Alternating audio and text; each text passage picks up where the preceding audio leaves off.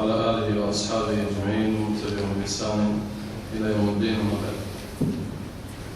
نواصل أيها الأخوة معكم في شرح ما يتعلق بأحكام المعاملات المصرفية أو البنكية، وذكرنا بالأمس مبادئ هذا العلم وأهميته، كذلك ذكرنا ما يتعلق ببعض الأحكام المتعلقة بالودائع.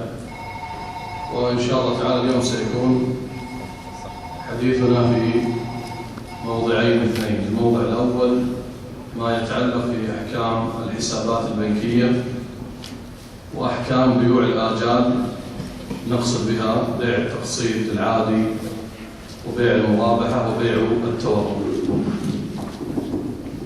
هذه إن شاء الله تعالى ستكون محور الحديث في هذه الليلة إن شاء الله تعالى حول هذين الموضعين. أولا الحسابات البنكية.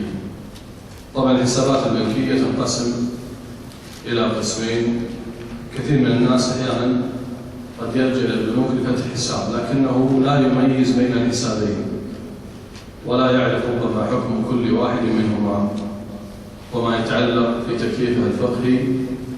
يعني البنك لما يأخذ منك المال على أي أساس يأخذ هذا المال؟ هل يأخذه على سبيل القرض، على سبيل القرض الحسن أو القرض بفائدة، أو يأخذ على سبيل المضاربة؟ وهذا يختلف باختلاف نوع الحساب. طبعا الحسابات البنكية لا تخرج عن هذين النوعين. الأول الحساب الجاري، والثاني حساب ما يسمى بحساب التوفير. الحساب الجاري صفته يعني معلومة إن شاء الله تعالى، هو أن يودع العميل مالا في البنك لا يستحق عليه ربحا، يعطيه البنك وهو لا يستحق عليه ربح من الأرباح. وهذا هو صورة الحساب الجاري في البنوك الإسلامية.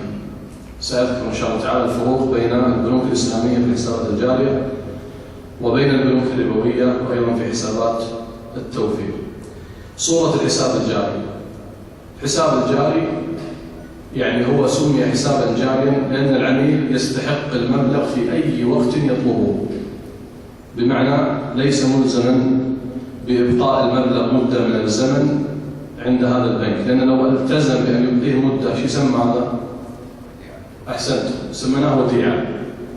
قد تكون وديعة فصلية 3 شهور، نصف سنوية أو سنوية، أو ربما بعض الودائع الآن يلتزم العميل بوضع مبلغ مدة 5 سنوات، كما أعلن بيت التمويل قبل مدة بالودائع اللي هي الودائع طويلة الأجل.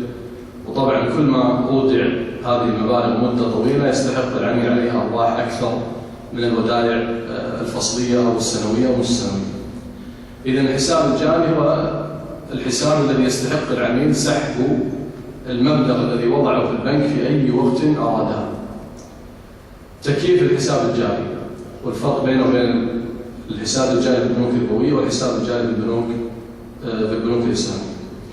طبعا الحساب الجاري في البنوك الإسلامية يكيف على أنه قرض حسن، فيكون العميل هو المقرض والبنك هو المقترض. قلنا قرض حسن يعني أنه لا يستحق عليه دينار واحد ربح، لكن متى ما طلبه أخذه مباشرة. هذا التكييف وين؟ في البنوك الإسلامية. في البنوك الربوية يكيف الحساب الجاري على أنه قرض بفائدة، يعني يستحق العميل عليه يعني فائدة من هذا البنك. الفائدة في البنوك الربوية 3 صور. الفائدة الأولى السحوبات، يعني اللي يودع في البنوك الربوية مبلغ يستحق أن يدخل معهم في كل شهر سحب. السحب هذا يأخذ عليه بعض العملاء يطلع اسمه جائزة من الجوائز.